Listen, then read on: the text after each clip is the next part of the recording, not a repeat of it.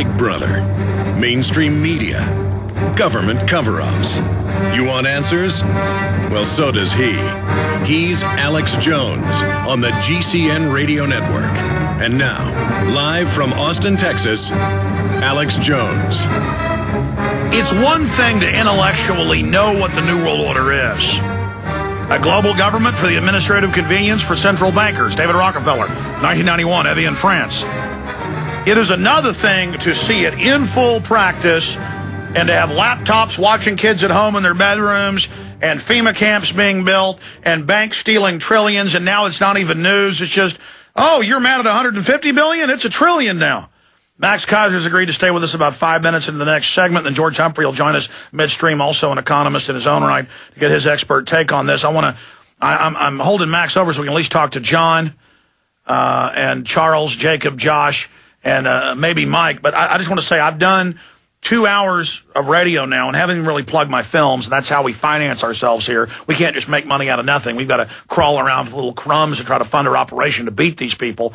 But if you'll go to Infowars.com, the online video bookstore, and buy some of the T-shirts, videos, books, materials, they're the best films, best books, you know, not just my work, but the stuff I see that I think is really informative. We carry it at Infowars.com, whether it's Fall of the Republic, Obama Deception, Police State 4, The Rise of FEMA, such key intelligence, Invisible Empire, New World Order Defined, Endgame, Shadow Government. You can also now pre-order. It starts shipping out at the end of next week. You can also now pre-order the new film, Don't Tread on Me, which gets into states' rights and how to take the states back, and Democracy versus Republic. It's such an important film by the makers of Camp FEMA, Gary Franchi and William Lewis. Okay, let's go right back to calls for Max Keiser. Let's talk to John in Ohio. John, you're on the air. Yeah, I wanted to call you just before the end of the program when you cut off last week, and then you said call the next day, and then there were no calls. So I'm going to try to relate this to what you're talking about now.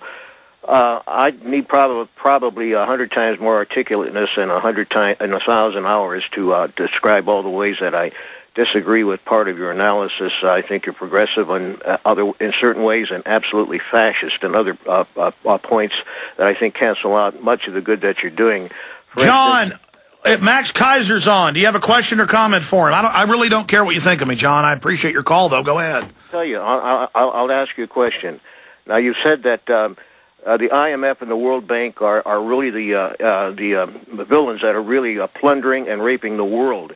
And yet you say that countries like Chavez and Cuba, who are trying their best imperfectly to resist this kind of plunder, are subjected to the worst kind of slander by the media. And you say you don't agree with the corporate media, the CIA-connected media, yet you repeat exactly those kinds of disinformation. John, I appreciate your call. Look, Iran is run by thugs at many levels. So is our government. It isn't either Chavez is good or Obama's good. They're both bad. I mean, it's such a child. I'm not saying you're like a child, but that is, Max Keiser, it's so childlike. I mean, do you have any comments? All I can say is that, I wish times were better because I could give up my gig as Max the Orange Home Gang Gorilla. Oh, my God. Keiser, you've always got some ridiculous joke. No.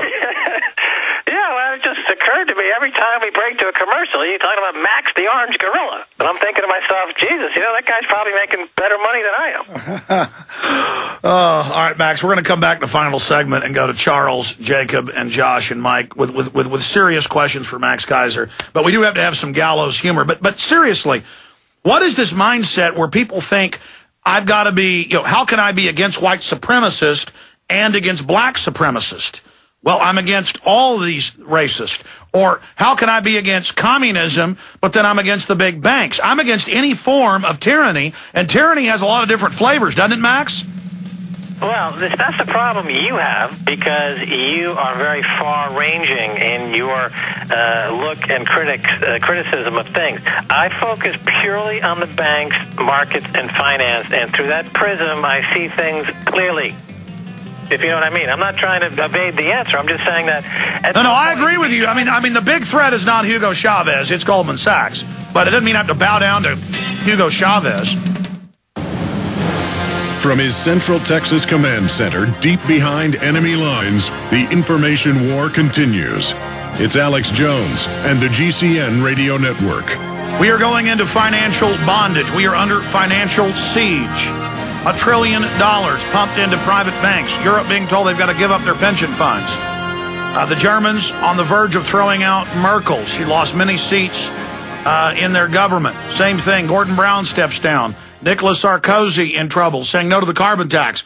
So we're having some victories against the bankers setting up their global tax, but they're going to hold us in financial hostages until we go along with it and continue to play games. As the real economy dies, they continue to have everyone addicted to their stock market. Is that a good assessment, Max Keiser of MaxKeiser.com?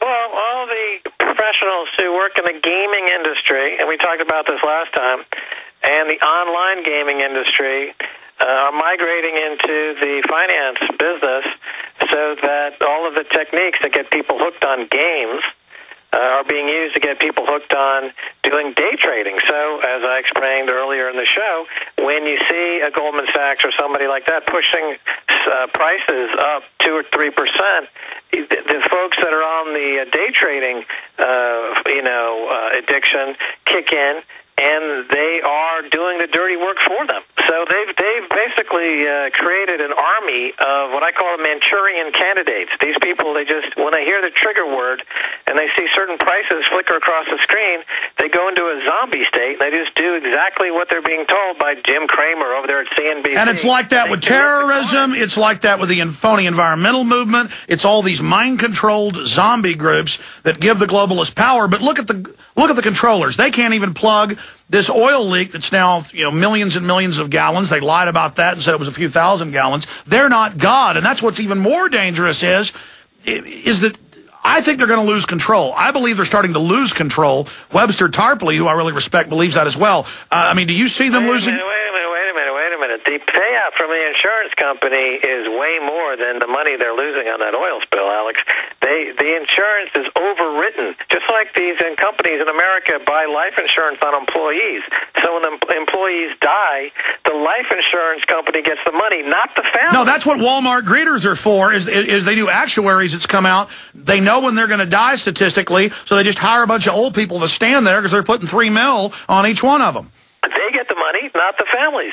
Okay? This oil spill is not going to lose money for anybody who's responsible. They're going to make money. All right, because quick. they've tilted the entire economic system in ways that the risk is only borne by the majority of people who have no money, and all of the rewards float up to those who are perpetrating all of these problems. Risk is socialized, profit privatized. We're going to take a few quick questions because we got George Humphrey here in studio, and Max Keiser has to go here in just a moment. But Charles in Louisiana, you're on the air with Max Keiser. Go ahead.